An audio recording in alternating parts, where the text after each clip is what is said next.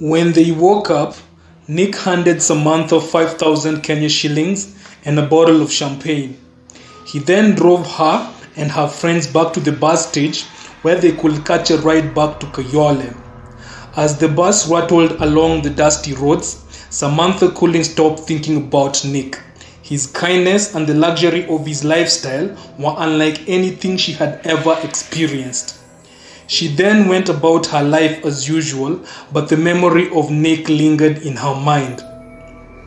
A few days later, Samantha started to feel something strange.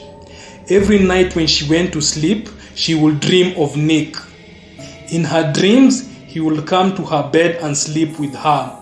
At first, it was just a dream, but when she woke up, she would find deposits of sperm in her private parts. It was as if Nick had been there with her in real life.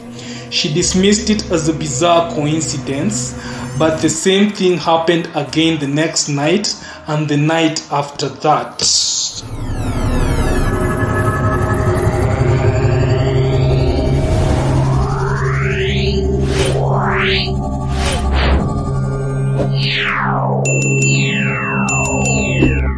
Samantha Waiguru was a young, beautiful, and curvaceous woman with dark skin that gleamed in the sunlight.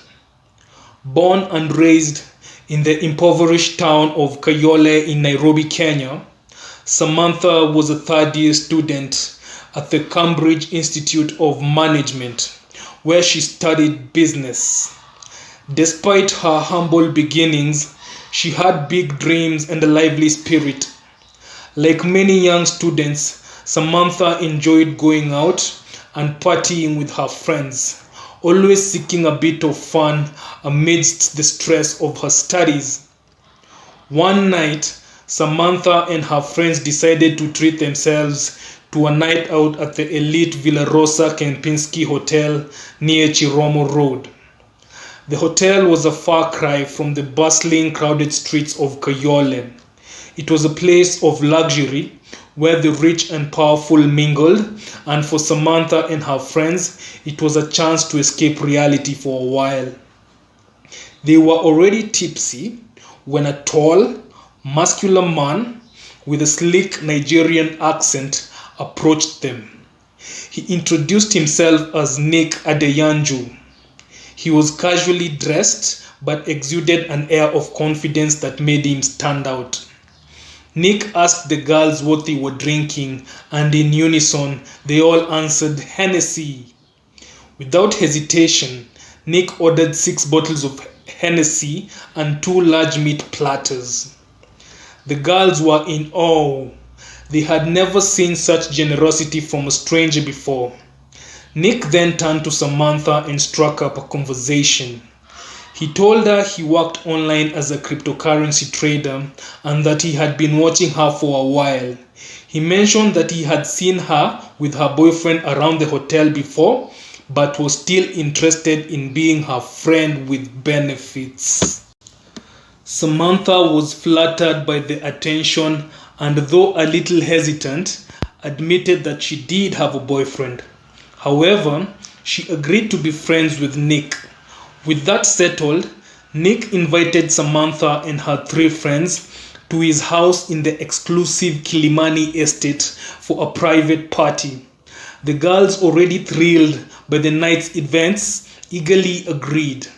When they reached the parking lot, they were left speechless by the sight of Nick's car, a blue Escalade with the latest license plate number. They piled into the luxurious vehicle and Nick drove them to his house. The flat was a stunning 4-bedroom apartment and Nick lived alone. As they entered, the girls couldn't believe their luck. The apartment was beautifully furnished with a minibar filled with all kinds of liquor. Nick opened a bottle of champagne and they continued drinking, despite already being quite drunk from their time at the hotel. The night blurred into a haze of laughter, music, and drinks. At some point, Samantha found herself alone with Nick. He leaned in and kissed her, and though her mind was clouded with alcohol, she liked it. Nick took Samantha's three friends to two of his bedrooms to sleep, while he and Samantha headed to one of their own for the night. Samantha was a bit nervous as they entered the bedroom. Nick's muscular build had her worried that he might be too much for her to handle. However, when things got intimate, she was surprised to find that Nick was of average size. Nothing like she had feared. In fact, her boyfriend back in Kayole was better endowed. Still, the night was exciting and new, and by morning, Samantha was left with a sense of awe at the generosity Nick had shown her. When they woke up, Nick handed Samantha 5,000 Kenya shillings and a bottle of champagne. He then drove her and her friends back to the bus stage where they could catch a ride back to Kayole. As the bus rattled along the dusty roads, Samantha couldn't stop thinking about Nick. His kindness and the luxury of his lifestyle were unlike anything she had ever experienced. She went about her life as usual, but the memory of Nick lingered in her mind. A few days later, Samantha started to feel something strange. Every night when she went to sleep, she would dream of Nick. In her dreams, he would come to her bed and sleep with her. At first, it was just a dream. But when she woke up, she would find deposits of sperm in her private parts. It was as if Nick had been there with her in real life. She dismissed it as a bizarre coincidence, but the same thing happened again the next night and the night after that. On Wednesday night, Nick appeared again, just like a shadow, slipping into her room at exactly 2 a.m.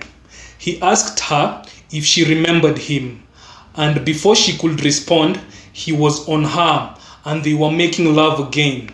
Each time, Samantha would feel the same mix of pleasure and confusion, and each time, Nick will disappear into thin air afterwards, leaving her in a state of disbelief. During the day, Samantha tried to reach out to Nick, but his phone was always off. It was as if he had vanished from her life entirely, only to reappear in her dreams. The cycle continued for 2 weeks straight. Samantha couldn't tell if she was losing her mind or if something truly supernatural was happening. Desperate for answers, Samantha decided to board a bus to Kilimani and check on Nick at his apartment. When she got there, she knocked on the door, but no one answered. She knocked again and again, growing more frustrated and worried with each passing minute. After about 15 minutes, the building's caretaker appeared. He introduced himself as Mika and asked if she needed any help. Samantha explained her predicament, her voice trembling with a mix of fear and confusion. Mika listened, but his expression grew more and more concerned as she spoke. Finally, he asked, "Are you sure you have the right address?" "Yes, I'm sure," Samantha replied, pulling out a small folded piece of paper from her handbag. "The flat number is 302 and the building is called Lamuria Gardens. I even wrote it down the last time I was here 2 weeks ago." Mika took the paper from her, his eyes widening as he read the address. He looked at Samantha as if she had just told him the most terrifying ghost story. "It can't be," he muttered, his voice barely audible. "This apartment has been vacant for the last 2 years."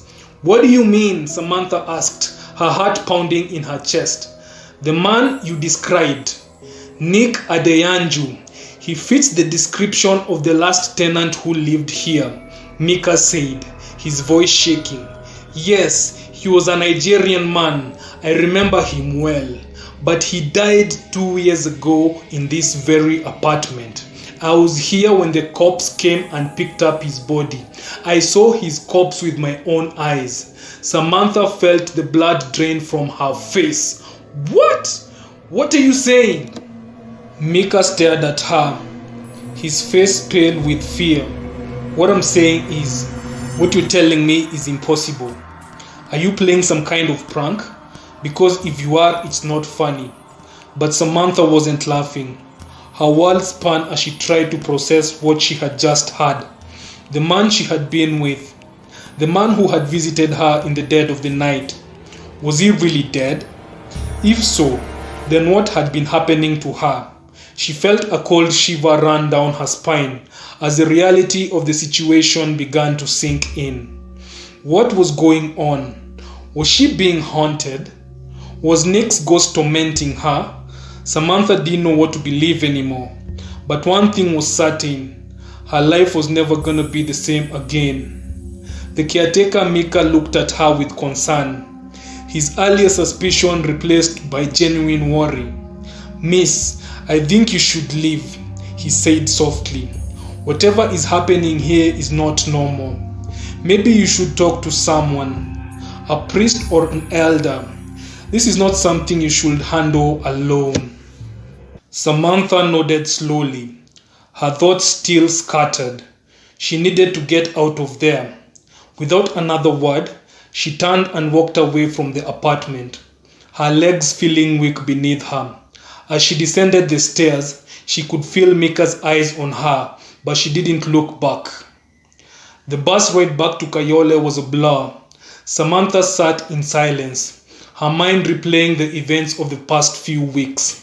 How could she have been so blind? How could she not have seen the signs?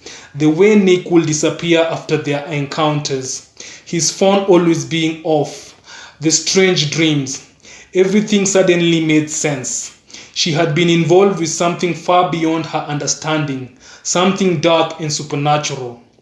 Back in her small room in Kayole, Samantha locked the door and sank onto her bed, burying her face in her hands.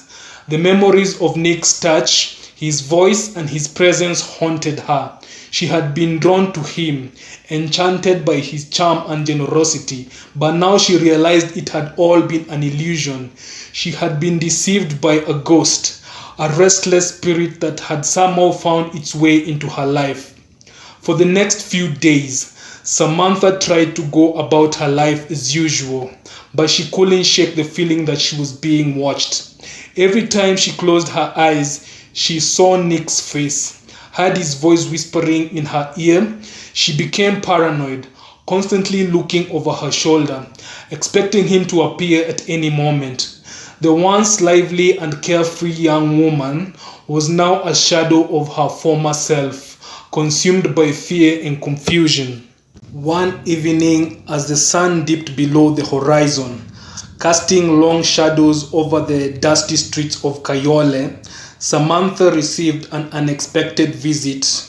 An elderly woman, dressed in traditional Maasai attire, knocked on her door. Her face was lined with age, and her eyes held a wisdom that seemed to pierce through Samantha's soul. "I am Mama Nyakio," the old woman introduced herself. "I have heard of your troubles, my child. The spirits speak, and they have told me of the dark presence that haunts you." Samantha was taken aback. How could this woman know about her situation? She hadn't spoken to anyone about it, too ashamed and scared to admit what had happened. But there was something about Mama Nyakeo that felt different, something that made Samantha believe she could help. "Please come in," Samantha said, stepping aside to let the woman enter. Mama Nyakeo walked slowly into the room, her gaze sweeping over the space before settling on Samantha. "You have been touched by a spirit," she said, her voice low and serious. "A spirit that has not found peace. It seeks something from you, something it lost in life." The old woman sat down on a stool and gestured for Samantha to do the same. "The spirit of Nick Adeyanju is restless," she explained. "He was taken from this world before his time, and his soul is trapped between the living and the dead. He desires what he cannot have: love, life, and the warmth of another's touch. That is why he came to you, drawn by your energy and your heart." Samantha felt a cold chill run through her body. But what can I do? How do I get rid of him? Mama Nyakeo reached into her leather pouch and pulled out a small bundle of herbs and a carved wooden figure. There is a way, she said, her voice steady, but it will require courage and strength. You must confront him, face the spirit head on, and demand that he leave you in peace. I will give you a protection charm, and these herbs will cleanse your space, but the final battle is yours. Samantha's heart pounded in her chest. The thought of confronting Nick, even in spirit form, terrified her, but she knew she couldn't continue living in fear. She had to take back control of her life. That night, with Mama Nyakeo's guidance, Samantha prepared herself for the ritual. She burned the herbs in a small pot, letting the smoke fill her room, and placed the protection charm around her neck. The old woman chanted in prayers in a language Samantha didn't understand, her voice rising and falling with the rhythm of the night. As midnight approached, Samantha sat in the center of her room, the air thick with tension. The shadows seemed to move on their own, dancing in the flickering candlelight. She closed her eyes and took a deep breath, summoning all the courage she could muster. Suddenly, the temperature in the room dropped and a cold breeze swept through the space. Samantha opened her eyes and saw him, Nick's spirit, standing in the corner of the room, his eyes glowing with an otherworldly light. Samantha, he whispered, his voice echoing in stillness. Samantha's hands trembled, but she forced herself to stand. Nick, she said, her voice shaking, you need to leave. You don't belong here anymore. Nick's form flickered, as if he was struggling to stay visible. I can't, he replied, his voice filled with sorrow. I'm trapped. I need you. Tears welled up in Samantha's eyes, but she stood her ground. No, Nick, you need to move on. You're not alive anymore. This isn't right. The spirit's expression shifted from sorrow to anger. You don't understand. I can't leave. I need you, Samantha. The room seemed to close in around her, the walls pulsing with the dark energy. But Samantha refused to back down.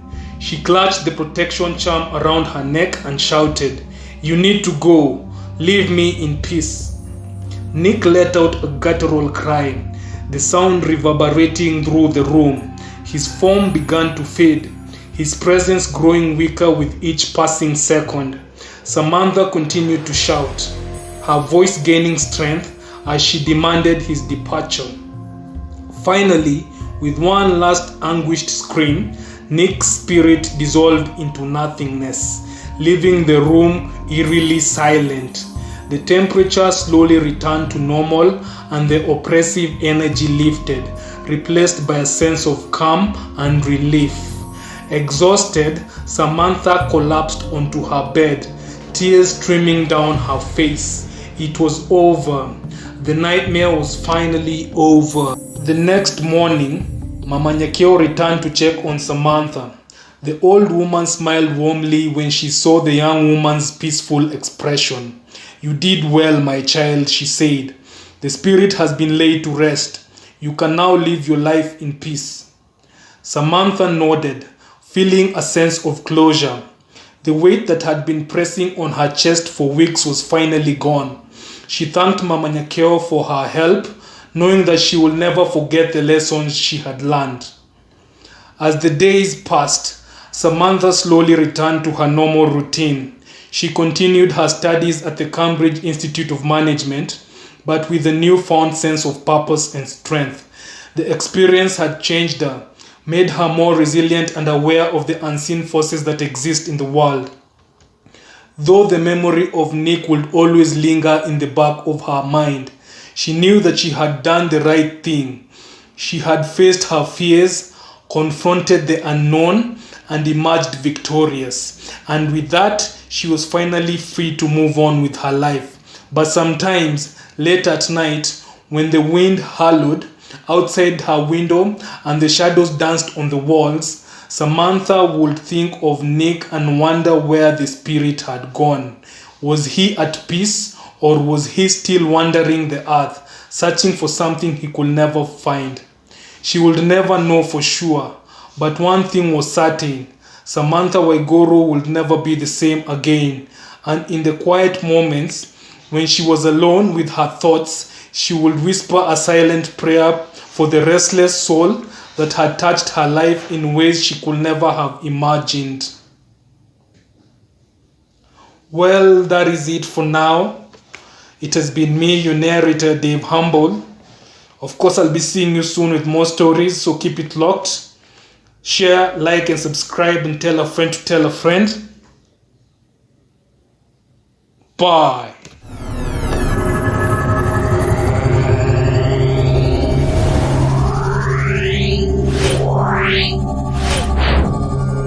Yeah.